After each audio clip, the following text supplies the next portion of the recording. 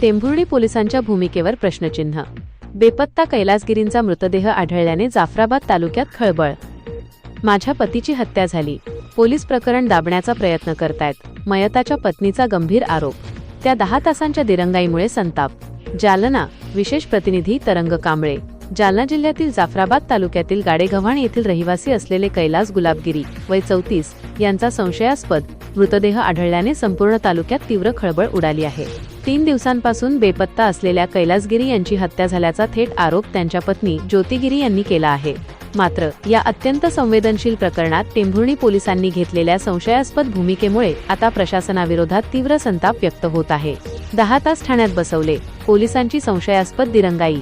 मिळालेल्या माहितीनुसार कैलासगिरी हे मागील 3 दिवसांपासून बेपत्ता होते। घरच्यांनी शोध घेऊनही ते न सापडल्याने त्यांच्या पत्नी ज्योतिगिरी यांनी सासरे आणि दिराला टेंभुर्णी पोलीस ठाण्यात मिसिंग बेपत्ता तक्रार दाखल करण्यासाठी पाठवले होते।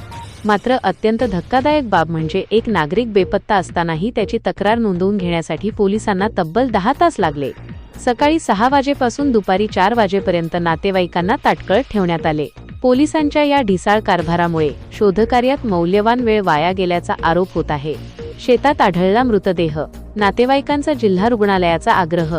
तक्रार दाखल झाल्यानंतर नातेवाईक आणि पोलीस शोध घेत असतानाच गावाच्या मुख्य रस्त्यावरील एका शेतात कैलासगिरी यांचा मृतदेह काल दुपारी 3 ते 5 च्या सुमारास आढळून आला।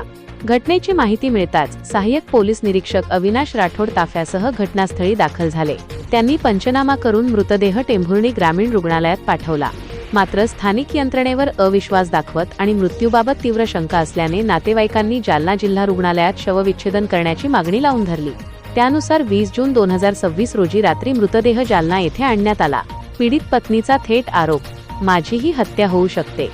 या प्रकरणाला तेव्हा गंभीर वळण मिळाले, जेव्हा मयताच्या पत्नी ज्योतिगिरी यांनी लोकात्मा न्यूजशी बोलताना पोलिसांवर आणि स्थानिक गुंडांवर गंभीर आरोप केले। जागेच्या वादातून काही दिवसांपूर्वी गावातील काही जणांशी आमचे भांडण झाले होते। त्याच वादातून माझ्या पतीला बेदम मारहाण करून त्यांची हत्या करण्यात आली आहे। पोलीस त्यांच्या बोलण्यातून हे प्रकरण दाबण्याचा प्रयत्न करत असून मयताची पत्नी म्हणून माझी साधी फिर्याद घ्यायलाही नकार दिला जात आहे। आरोपी मोकाट असून माझ्याही जीवाला धोका आहे, ते माझीही हत्या करू शकतात। ज्योती कैलासगिरी मयताची पत्नी। पोलीस म्हणतात अहवाल आल्यावर सत्य बाहेर येईल। या सर्व गंभीर आरोपांवर आणि पोलीस प्रशासनावरील रोषावर टेंभुर्णी पोलीस ठाण्याचे सहाय्यक पोलीस निरीक्षक अविनाश राठोड यांनी प्रतिक्रिया दिली आहे। त्यांनी सांगितले की इसामाचा मृतदेह शेत शिवारात आढळल्याची माहिती मिळताच आम्ही तात्काळ घटनास्थळी धाव घेतली। मृतदेहाचा पंचनामा करून पुढील प्रक्रियेसाठी जिल्हा रुग्णालयात आणला आहे। या प्रकरणाची दखल घेण्यात आली असून पोलीस तपास आणि वैद्यकीय शवविच्छेदन अहवाल पीएम रिपोर्ट आल्यानंतरच मृत्यूचे खरे कारण समोर येईल आणि त्यानुसार योग्य ती कायदेशीर कारवाई केली जाईल। प्रशासनाला जाहीर सवाल। या घटनेमुळे संपूर्ण जाफराबाद शहर आणि तालुक्यात भीतीचे व संतापाचे वातावरण आहे। जनतेमधून आता थेट सवाल विचारले जात आहेत। 1. एका बेपत्ता व्यक्तीची तक्रार नोंदवण्यासाठी पोलिसांना 10 तास का लागावे? 2. पती गमावलेल्या एका हतबल महिलेची फिर्याद घेण्यास टाळाटाळ का केली जात आहे? 3. हे प्रकरण नक्की कोणाच्या दबावाखाली दाबण्याचा प्रयत्न सुरू आहे? पीडित कुटुंबाला न्याय मिळणार की पोलीस आणि प्रशासनाच्या या भूमिकेमुळे आरोपी नामानिराळे राहणार? याकडे आता संपूर्ण जालना जिल्ह्याचे लक्ष लागले आहे। लोकात्मा न्यूज साठी प्रतिनिधी तरंग कांबळे, जालना। काय झालं तुमच्या पतीसोबत? काय घटना? काय नाव तुमचं? माझं नाव ज्योती कैलासगिरी, राहणार गाडेगव्हाण, तालुका जाफराबाद। गाडेगव्हाणमध्ये आमचं एक छोटंसं घर आहे, आमचं एक छोटंसं कुटुंब आहे। गुरुवारच्या दिवशी माझ्या घरचे संध्याकाळच्या वेळेला शेताकडे चाललो म्हणून गेले आणि 6-6:30चा टायमिंग असेल तर त्यांनी एक सोबत मित्र पण नेला होता। ते तिकडे शेताकडे गेले, चक्कर मारून येतो म्हणे आणि त्यानंतर ते खूप वेळ झाला तर आलेच नाही। मला वाटलं त्यांच्यासोबत तो मित्र आहे तर ते शेतात वगैरे झोपायला गेले की काय, तिकडेच झोपले असं मला अंदाज वाटला। मग दुसऱ्या दिवशी सकाळी उठले तर मी आमच्या बाबाला कॉल वगैरे केला, म्हटलं ते तिकडे आले का, त्यांच्या मित्रांना वगैरे विचारलं तर म्हणे नाही आले। मग बाबाला विचारलं आमची एक आजी आजारी तिकडे गेले का, तर असं 1-2 ठिकाणी बरेचशा ठिकाणी कॉल केले तर नाही म्हणे आणि त्यांचा मोबाईल ॲक्च्युली घरी चार्जिंगला टाकेल होता। मग त्यामुळं मला जास्त कॉल वगैरे करावं लागले, परेशान झाले मी। तिकडं माझ्या दिराला म्हणलं की ते शेतात आले का, इकडं तिकडं बरेचसे कॉल केले, पाहुण्यारावळ्यात पण कॉल केले, ते कुठंच नव्हते। आणि मग त्यानंतर आमच्या दिराणी बाबांनी नंतरून येऊन ते ज्या शेतात गेले होते त्या शेताकडे पूर्ण म्हणजे आसपासच्या बऱ्याचशा शेतामध्ये त्यांना शोधलं. तिकडे एक छोटासा डोंगर आहे तिकडे पण शोधलं. झाडं वगैरे त्यांना असं वाटलं काही त्याच्या मनाने की त्यांनी वाईट वगैरे केलं की काय, सगळं शोधलं पण ते सापडलेच नाही. मग आम्हाला शेवटी वाटलं की आपण एक मिसिंग कंप्लेंट वगैरे देऊन टाकू. तर आम्ही काल टेंभुर्णी पोलीस स्टेशनला कंप्लेंट केली. तर जेव्हा आम्ही कंप्लेंट केली त्याच्या 1-2 तासांनीच ज्या शेतात त्यांना ते गेले होते त्याच शेतामध्ये त्यांची डायरेक्टली बॉडीच मिळाली आम्हाला. आणि त्यांची बॉडी अशा अवस्थेत होती की म्हणजे त्यांचा चेहरा सुद्धा ओळखायला येत नाही की ते इतके वाईट परिस्थितीत आढळले. म्हणजे सांगायचं म्हणजे त्यांना मारहाण केलेली होती, जबरदस्त मारहाण केलेली होती.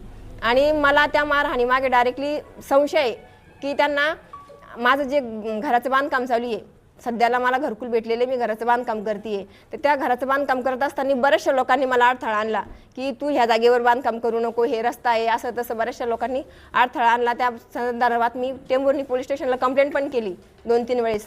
तर पोलिसांनी आमची त्यावर काहीच ॲक्शन घेतली नाही. उलट ते म्हणले की तुम्ही जर चुकीचं असेल तर बांधू नका. त्यांनी तिथं आले पण नाही, ॲक्शन पण घेतली नाही, काहीच नाही.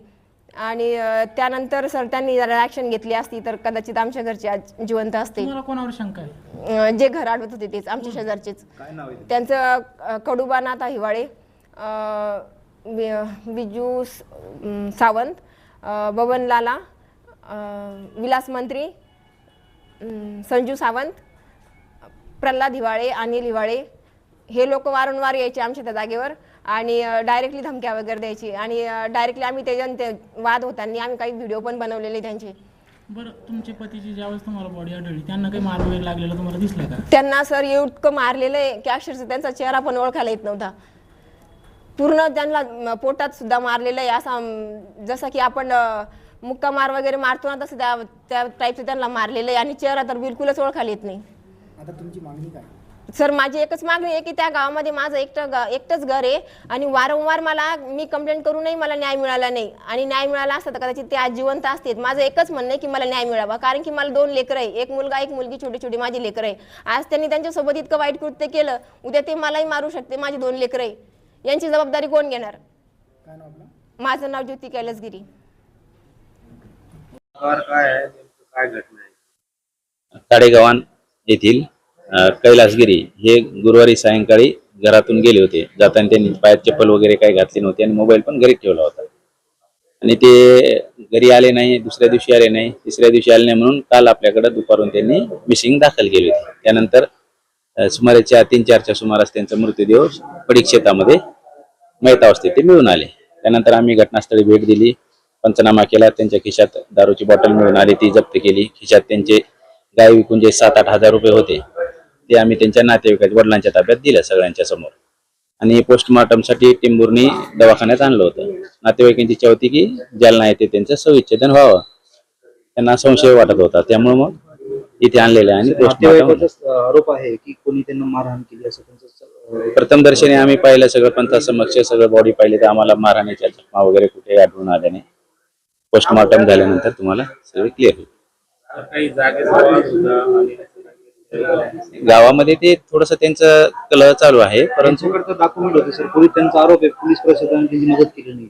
नाही. त्यांनी तक्रार सुद्धा केली होती पोलीस. त्यांचं ते आता बांधकामाचा विषय तो येतो त्यांच्या स्थानिक स्वराज्य संस्थेच्या अंतर्गत होते. त्यांचा परवानगी आहे नाही आहे, थांबवणं किंवा चालू करणं हा त्यांचा ग्रामपंचायत लेवलचा विषय आहे. प्राथमिक आमच्या याच्यानुसार काही संशयास्पद आढळून आलं नाही, त्यासाठी आम्ही पोस्टमॉर्टमला पाठवलेले. डॉक्टर त्यानंतर त्यांचं ते पोस्टमॉर्टम करून निर्णय सांगतील, त्यानुसार पुढे कारवाई होईल.